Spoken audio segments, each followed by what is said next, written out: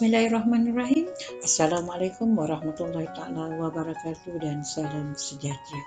Murid-murid yang cikgu kasihi, hari ini kita akan belajar Bahasa Melayu tahun 6, tema 6, unit 16 yang bertajuk Adopsi Kupu-Kupu, halaman 122 dan 123, yang mana pada hari ini kita akan belajar sekali lagi cara untuk buat rumusan dan ramalan.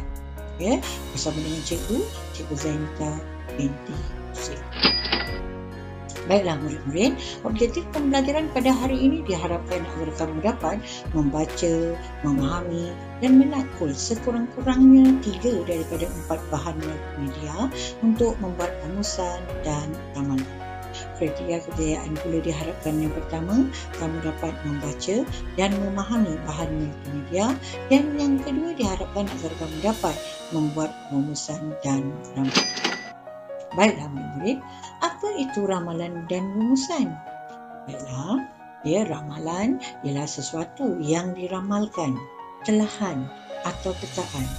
Jadi kita boleh meramalkan apabila sesuatu peristiwa itu berlaku ataupun sesuatu kejadian itu berlaku, apa ramalan? Apa yang kita boleh teka selepas ni, apa yang berlaku, kesan ke, akibat ke, apa yang terjadi, kesan daripada peristiwa itu. Baiklah, rumusan pula ialah pernyataan atau kesimpulan. Kamu kena ingat, faham betul-betul kesimpulan tentang soal-soal pokok ataupun ketetapan, pendirian dan lain-lain lagi. Yang penting kamu kena ingat kesimpulan ni, rumusan ni sama seperti kesimpulan. Baik, seterusnya mari sama-sama kita baca petikan yang dipaparkan ini. Adopsi kupu-kupu. Izzah melayari internet untuk menyiapkan tugasan yang diberikan oleh gurunya. Tiba-tiba dia terlihat iklan yang menyentuh hatinya. Tajuknya, Selamatkan Kupu-Kupu. Ribuan peluncas terpaksa dihapuskan kesan daripada Perintah Kawalan Pergerakan. Bagi mengelakkan tindakan tersebut, pihak Taman Rama-Rama dan Reptilia Melaka melancarkan program adopsi kupu-kupu. Pihak MBRS. Apa MBRS ni? Ni dah ada dalam ni kan, MBRS ni dalam kurungan ni. Apa dia? Pihak Taman Rama-Rama dan Reptilia Melaka. Jadi, pihak MBRS mengharapkan orang ramai agar membantu mereka menangani krisis ini. Kepompong-kepompong ini tidak boleh dilepaskan kerana kesemuanya ialah hasil pembiakan di dalam makmal sepenuhnya. Jika dilepaskan, mungkin akan memberikan kesan sampingan kepada kawasan persekitaran. Hal ini disebabkan beluncas akan memakan daun dengan banyaknya selama 2 hingga 3 minggu sebelum berubah bentuk ke peringkat seterusnya. Bagi membela nasib kupu-kupu tersebut, orang ramai yang berminat boleh membantu pihak MBRS dengan membuat pembelian kepompong kupu-kupu tersebut. Jadi adopsi kupu-kupu ni di mana orang ramai boleh memiliki dan dapat merasai pengalaman menyaksikan proses kupu-kupu keluar daripada kepompong. Anak-anak juga dapat melihat kitaran hidup seekor kupu-kupu. Pasti pengetahuan dan pengalaman menarik ini dapat diaplikasikan dalam pembelajaran mata pelajaran sains di sekolah. Jadi disediakan jadi jual bekas seperti ini untuk adopsi kupu-kupu ini juga dijual.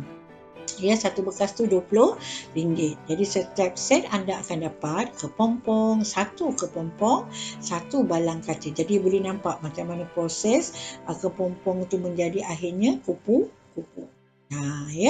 Jadi kalau nak beli boleh hubungi 061 234 5678 ataupun di WhatsApp WhatsApp tu 0161234567. Betul ke tak ni nombor ni? Kan? Mana tahu, cubalah call kalau dah betul ke tidak. Kan? Ataupun boleh melayari laman sesawang www.butterfly. Kat situ ada di bawah tu. Jadi ini dia tentang macam mana adopsi kupu-kupu. Baiklah, setelah kita faham, setelah kita baca dan faham petikan yang diiklankan ini ataupun petikan yang dipaparkan ini, Izzah berkongsi maklumat dengan kawan-kawannya. Kemudian mereka berbincang dalam Twitter. Jadi Izzah dengan kawan-kawannya nama Izzah. Kemudian ada Faris, ada Arina. Jadi mereka berbincang. Saya ada terbaca iklan tentang program adopsi kupu-kupu. Program ini membolehkan para peminat kupu-kupu mendapatkan kepompong dengan harga RM20. Jadi boleh dapat kepompong sekali dengan bekas sekali bagi. Ya, pembeli akan dapat melihat ketahanan hidup kupu-kupu yang cantik. Apakah pendapat kawan-kawan tentang iklan adopsi kupu-kupu ini? Ada sesiapa yang berminat?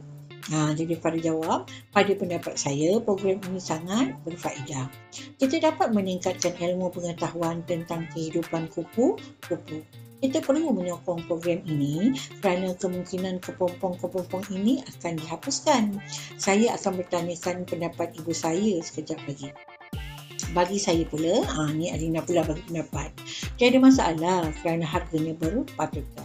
Kita pula boleh membelinya secara dalam talian. Saya juga akan meminta kebenaran nak beli apa-apa pun sebab kamu murid, kamu tak ada duit sendiri, kamu kena minta daripada ibu bapa. Kebenaran ibu bapa kamu dulu sebelum membeli dalam talian supaya kamu tak kena tipu. Jadi kena minta izin ibu bapa kamu dulu. Jadi saya juga akan meminta kebenaran daripada ibu bapa saya terlebih dahulu. Jadi sini Faris buat rumusan, Izzah buat ramalan. Apa kata? Mari sama-sama kita saksikan contoh jawapan Faris apabila merumuskan, dia buat kesimpulan berdasarkan perbincangan mereka tadi. Baiklah, Faris beri rumusan. Saya merumuskan bahawa program adopsi kupu-kupu ini bagus untuk kita sertai.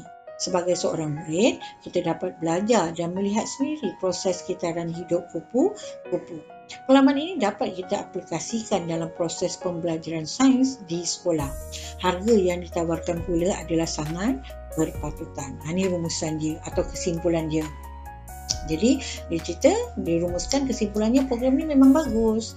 Jadi sebagai seorang murid dapat belajar, kan? Kemudian dari pengalaman ni kita dapat sesuaikan, dapat masukkan atau dapat aplikasikan, kita gunakan dalam proses pembelajaran sains di sekolah.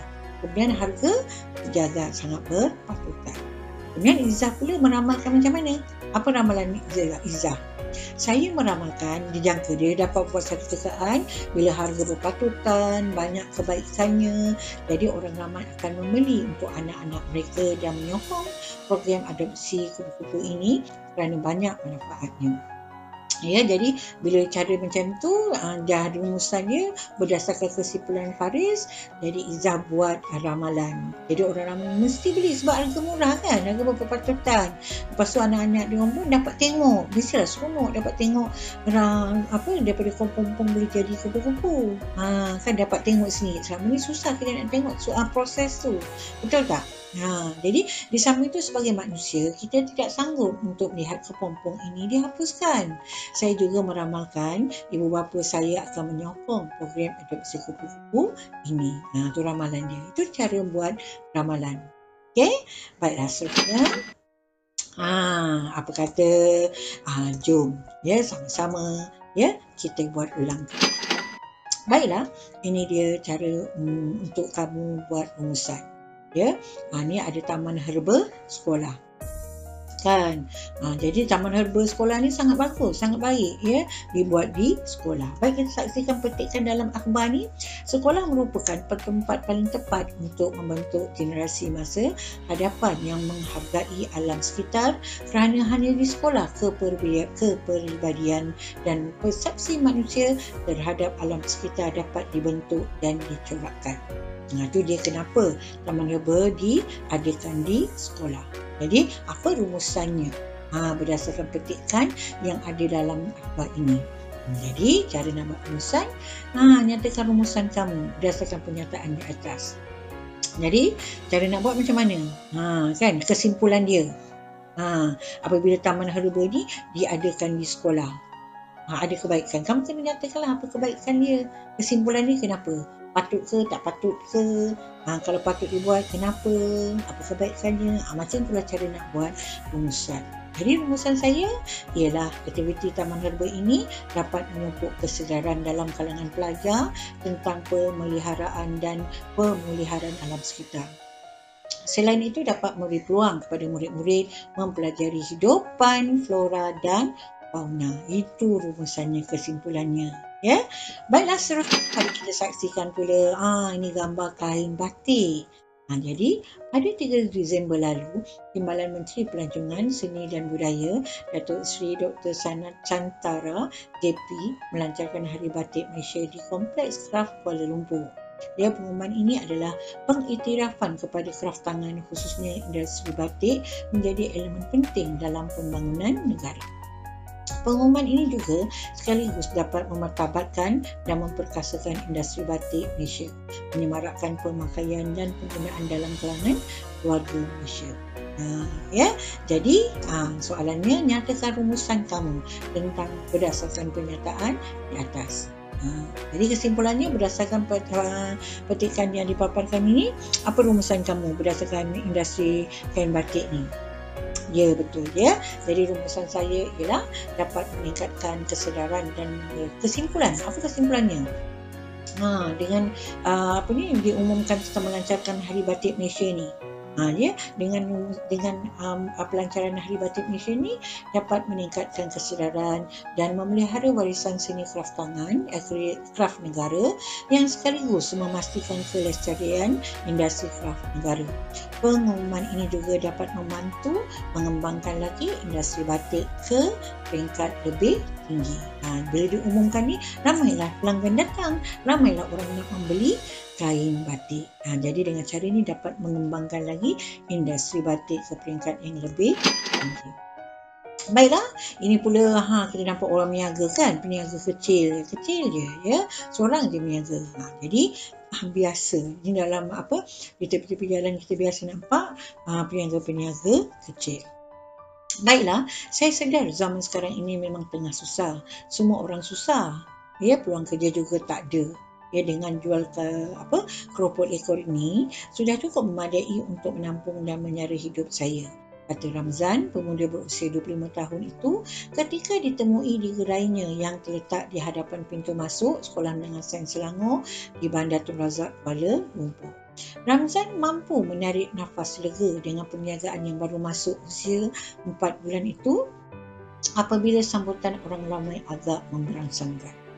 Jadi soalannya, nyatakan ramalan kamu berdasarkan pernyataan di atas. Kita nampak ya, Ramzan ni seorang pemuda ya, dia meniaga secara kecil-kecilan. Jadi apabila perniagaan dia masuk usia 4 bulan, kemudian sambutannya memberangsangkan. Apa ramalan kamu apabila sambutan orang ramai agak memberangsangkan? Ya, pandai. Ramalan saya ialah Ramzan dan rakan-rakannya yang berniaga secara kecil-kecilan akan lebih berjaya dalam perniagaannya. Kenapa? Sebab dapat sambutan orang ramai. Dengan cara ini, ekonomi rumah tangga mereka dapat ditingkatkan lagi. Mereka juga tidak lagi mengalami kesusahan dalam kehidupan mereka. Itu ramalan. Jadi dia lebih teka apabila dapat sambutan orang ramai, jadi dia akan lebih berjaya sebagai peniaga yang lebih berjaya.